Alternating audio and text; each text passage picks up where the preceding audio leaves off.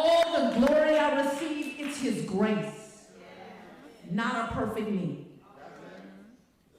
We are at a time in history, people. Hear me on this. We are at a time in history when you can no longer sit back and just let other folks do it.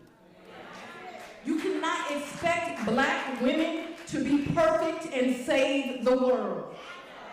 The Lord is completing us. We are not perfect. We need your prayers. We need to be allowed to stumble. We need grace. With that kind of support, we will move mountains and do Jesus' will, stumbling all the way. So his flawed, hard-headed, and imperfect child has a message for each of you today. Please find a way to do your extraordinary, God-given assignment and make this community and the world a better place for all of his people.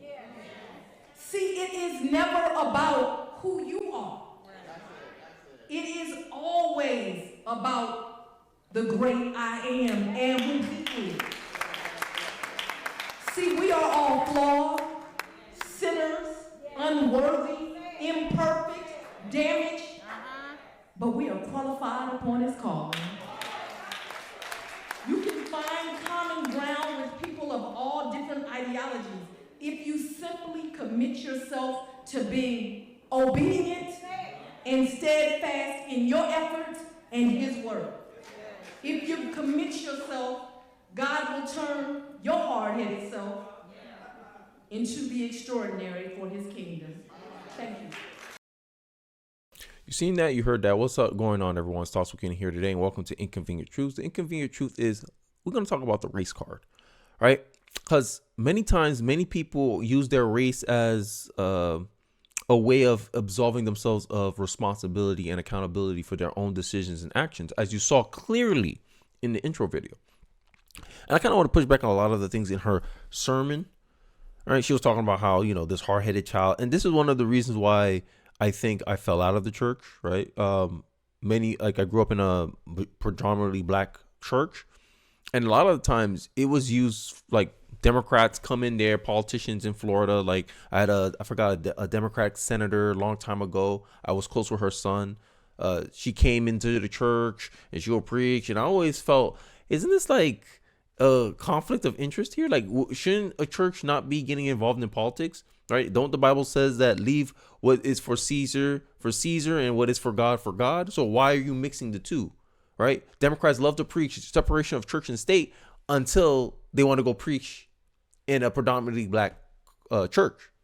And that's a pattern that I noticed a lot with Democratic politicians. But the damn near don't, God forbid, a Republican politician comes in and try to preach a message where they're ideologically more closer to the church's faith than a Democrat is, but Democrats are allowed to speak freely on the church grounds. They go every which way, right? So Fannie Willis, gets accused of inappropriate behavior and conflict of interest in her DA position. Fannie Willis, black women don't need to be perfect. Hallelujah. Someone let Fannie know her race had absolutely nothing to do with her corruption. And this is the point that the Bible talks about. And this is where I'm talking about, like, I don't believe faith. You know God through faith alone, right? Maybe I'm starting to read religious stuff again.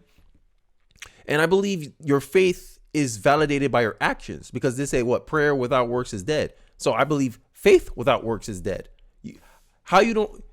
You may not be perfect, but you strive for perfection. You strive to live by the values and principles that you claim to preach, not use these cadences of faith and forgiveness and redemption to absolve yourself of responsibility. To get redemption, you must suffer a consequence. And after the consequence, then you can face redemption. But it seems like a lot of women, I noticed this is why black women are predominantly the overrepresented in black church. You go to any church, it's mostly women. They seem to remove that part or gloss over that part, that you need to suffer a consequence. You need to be held accountable before you can be redeemed. Right? They always want to focus on the forgiveness for, oh, God forgives, God forgives. Yes, but you have to suffer a consequence first before you receive forgiveness. You must earn forgiveness. Forgiveness is not given. This is why you apologize first, right? When you do someone wrong, you apologize to them because you are acknowledging that you did something wrong. She's not acknowledging that she did anything wrong. She tried to use, oh, I'm a black woman. They just expect us to be perfect. This is what Fannie Willis was accused of. She speaks out after allegations that she hired her lover to prosecute Trump. You cannot expect black women to be perfect. Using identity again.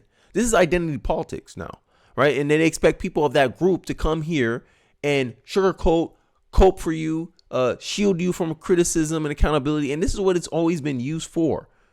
Fannie Willis, the Fulton County, Georgia district attorney who brought charges against Donald Trump on election interference, claims that allegations she had an inappropriate relationship with a prosecutor she hired was made because she is black. Okay, not because they found evidence, right? It's one thing if it's an accusation, but they have evidence. Willis addressed the accusations. Sorry, guys, my thing's freezing. Willis addressed the accusations on the Big Bethel AME church in Atlanta. She said that they only attacked one. The first thing they say, oh, she's going to play the race card now. You are. But no, God, isn't it them? They're playing the race card when they only question one. According to the Atlantic Journal Constitution. Willis claimed that John Fords and Anna Green Cross, who are also prosecutors assigned to the case, were not targeted because they're white. It isn't them playing the race card when they constantly think I need someone from some other jurisdiction in some other state to tell me how to do my job. I've been doing almost for 30 years. Yeah, you almost been doing corruption for 30 years. Willis accused of paying lover working on Trump's case more than other experts. So she said, oh, no. It's because we're black. That's why they're targeting us. They're the ones bringing up race. No one brought up race. They say, hey, Willis, we noticed that you go on vacations with this guy named John Floyd, and you're paying him $600,000, double the rate that we usually charge prosecutors for this case. Hey, this guy also don't have qualifications. He only does businesses and liquidation cases. Why is he doing a RICO case against Donald Trump? You're paying your boyfriend double the rate, and then you go on vacation to the Bahamas on some cruise, and then you pretend, oh, they're only accusing me because of my skin color.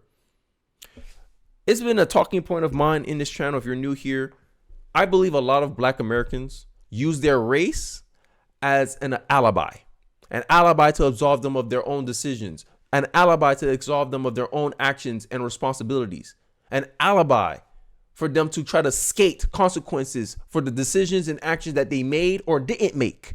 And I'm going to show you an example of an action of people using race to excuse what they didn't do. I blame Walmart for selfishly not wanting to lose money. So recently, Walmart is closing in a 4th location in Boston in a black area of Roxborough, a neighborhood plagued by theft. Residents are outraged and shocked. Let me ask you something. If you keep robbing people over and over and over again, and that person decides to leave your community, are you going to say that person hates you because of your skin color? Or are you going to say, oh, the person left because he kept getting targeted? I mean, let's look at this clip because I've been talking a little bit too long. Let's look at this clip and see how all the accountability is on everyone else. They don't see how their actions played a part into this outcome happening. Let's take a look. Why do you think they target black and brown communities? I think because they get no pushback, but they're now getting pushback. Protesting alongside dozens of other frustrated customers fighting to keep this Walgreens open. Don't we need to have something in the community to help the black, the elderly, the sick? You know what I'm saying? They can't go far. The problem boils down to accessibility, says former Boston NAACP president turned healthcare advocate Michael Curry. The communities where they're closing these pharmacies are communities where people are disparately impacted by disease, 2 or 3 times higher rates in cancer, diabetes, heart disease, where life expectancy can be 15, 20 years less. While this isn't the only Walgreens or pharmacy chain set to close location in the coming weeks, Curry says it begs this question. What is your obligation? What is your expectation as a corporate citizen to do what's right for those communities beyond what's right just for your bottom line? My biggest talking point has always been a two-way street. It must always be a two-way street. You can't say Walgreens is targeting you. How? They're not targeting you. They just want to leave. So how are they targeting you? Because you're a predominantly black college area. That don't make no damn sense.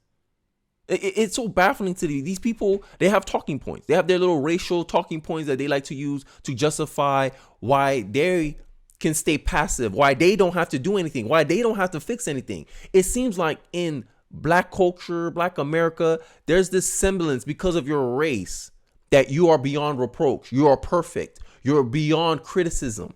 There's nothing on your part that you did wrong, because that's the only way you can allow this idea to stand. This idea that, oh, it's I'm being targeted. I got bad outcomes because of my skin color. You're assuming that you're perfect because of your skin color, right? Here's a post that I heavily agree with. Shout out to Zeke. The ultimate line in gaslighting everyone is to shift the blame away from the people actually doing the shoplifting. Exactly. The community's inability to hold each other accountable is what's causing this Walmart or these Safeways. It's a pattern consistent that businesses are leaving predominantly black areas because the predominantly black areas, they don't believe in snitching because snitches get stitches, right? We have a culture where we disincentivize our own people from holding other groups of people that making us look bad accountable. That is the reality of black culture. And then when people like me speak out against black culture, y'all want to call me names. Oh, Kenny, you're a sellout. You're cool. You're not for the, you don't stand by your people. I don't relate to people because they happen to share a level of melanin with me. My family goes beyond skin color. If you've seen my kids, you'll know that.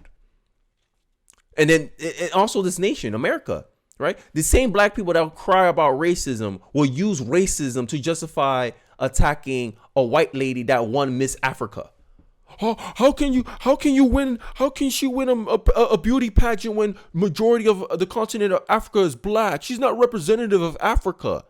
When Africa is merely a place you're from. Being African is a nationality, not an ethnic. It's not an ethnic national thing. You could be a white African. Look at Elon Musk. He's an African American. He's more of an African American than a lot of people here who are just a descendant of a slave.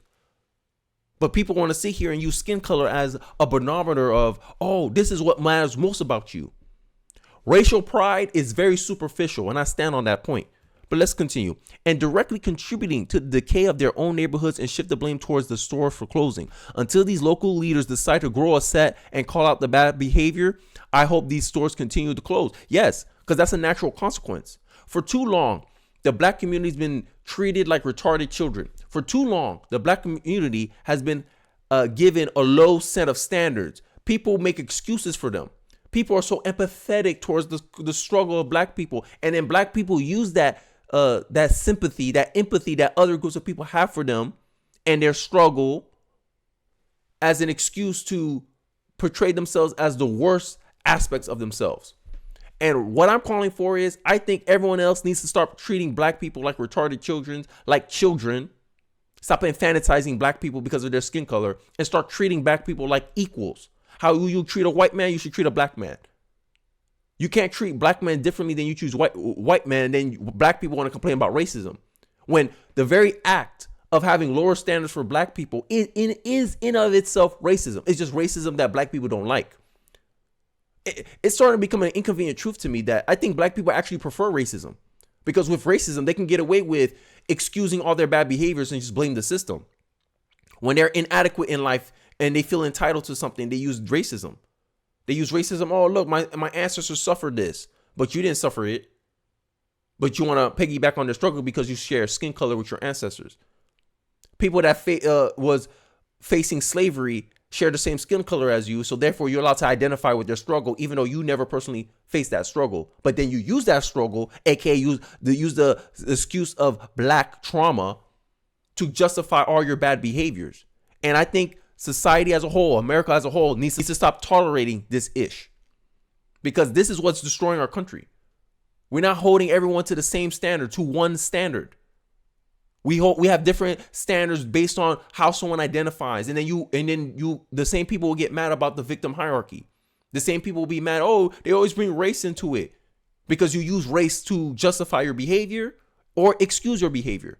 And I think America needs to stop tolerating people using their race to justify their actions and behaviors, and actually start holding people accountable for their actions and abilities and merits, and stop fearing this emotional blackmail that a lot of black people participate in, because this is what it is. This is black fragility at its finest.